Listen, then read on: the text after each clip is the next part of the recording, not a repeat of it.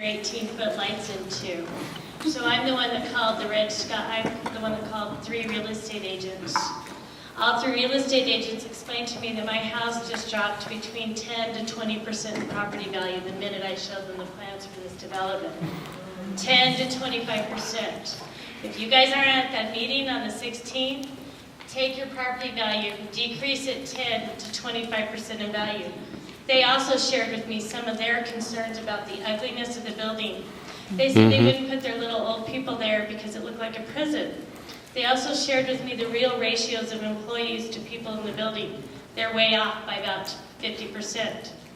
I also wanted to share with you that I called the new place out here on Barstow, Palamas Landing. They can't rent it all out.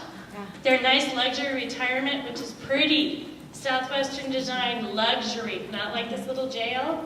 They can't rent it. They're offering deals. Send your old people there, it won't be a jail.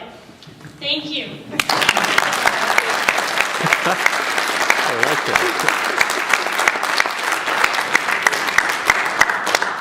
Hello everyone, my name is John Harden. I live at 8505 Red Sky Place. We're approximately 2 houses to the north of Harper and approximately 2 houses to the east of Red Sky Road. So I'm not redundant, there's a couple of things I want to bring up. Obviously, this is not the optimal site for this project. I mean, that's been stated over and over again this evening. And we've quoted a lot of statistics, traffic statistics and whatever, but what if those statistics are wrong? Next of all, I'm also concerned about the property values that Amy just brought up. That's a very real concern for our neighborhood. Another thing, I saw the landscape plan on the overhead projector. Landscape plan looks good on paper, but when you actually plan it, it doesn't look that way for a long time. And then last of all, I would just ask the decision makers in this process, would you want this in your neighborhood? Exactly. Thank you.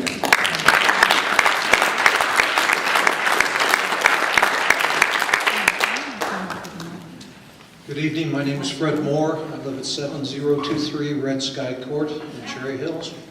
There was an article in the newspaper today, I don't know if you folks had a chance to see it. It indicated basically that this project was to be a $115 million endeavor. The number of proposed independent living units is 127. What is the proposed cost to those independent living units to amortize $115 million? It's a representation that was made by these folks that a majority of the persons living in this proposal area would be from a 5-mile radius. I hate to say it, but in my life experience, New Mexico is not so much the land of enchantment as the land of the minimum wage. The New Mexico per capita income is 47th in the nation. Per capita income is less than $18,000 a year. I would submit to you that the majority of the residents, if indeed this is proposed, would not be able to afford to live there. That's right.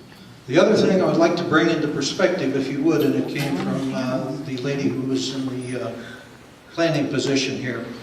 She had mentioned that Hoffmantown Church, as it stands now, has 161,000 plus square feet.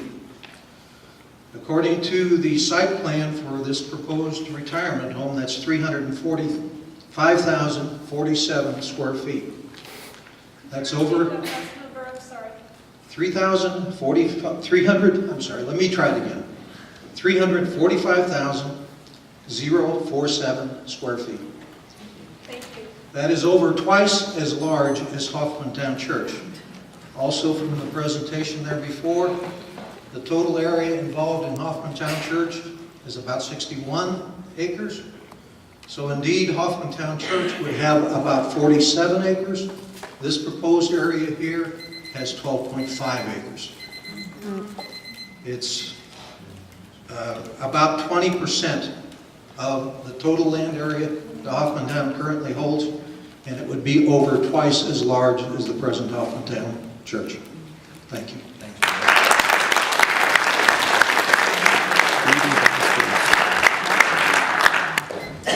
My name is Chris Kincaid. I live on Old Orchard Lane, and I just want to say I'm opposed to the project. I have a number of points, many of which have been hit before. First, I'd like to bring up gentleman stated that a day shift would include 40 employees. And I believe the traffic counts, the ingress and egress traffic counts in the morning and afternoons were in the neighborhood of 30 to 40 cars. And I just am wondering, are they not planning for any of the independent living residents to be traveling in and out during the day? The second point I'd like to raise is just that in my estimation, the scale of the project is way, way off. Yes. It's way too large, there are too many people, it's too high, it's too much for the allotted space. My third point is that I think that we as a group of people here today should rise to the challenge. Obviously, the open space that's represented within the Academy and Hoffman Complex is a unique resource in our area. And I think we should begin, I would like to see the city recognize that need on the part of the community and be proactive in preserving this space. And I think that the community groups here should begin to work with the city and with the church and the school and try to develop some kind of easement, some kind of protective provisions that can protect that property for the future. Clearly, it's a major attraction, not only for this neighborhood, but for this part of the city. So that's kind of a challenge I think we all face. I think we'd all like to be out of this cycle of constantly confronting these projects that have a significant impact on our daily lives. Thank you.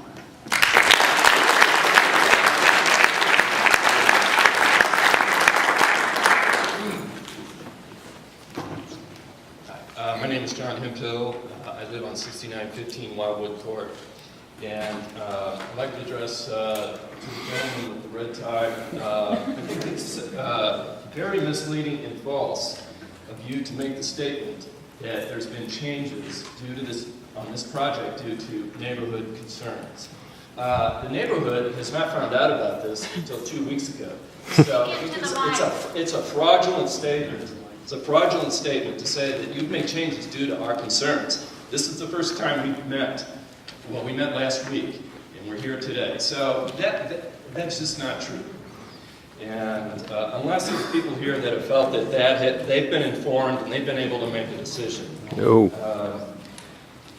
The Cherry Hills Neighborhood Association, I did not receive any notification of the meeting where we had a vote and we were able to address our concerns. And you know, if there are other people here that were there and they made their votes and they discussed it, I would like to meet you tonight.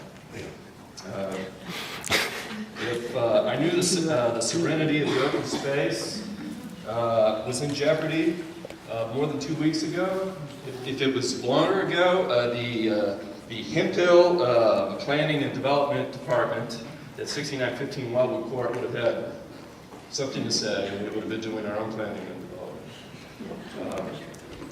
Anyway, that's all I had to say.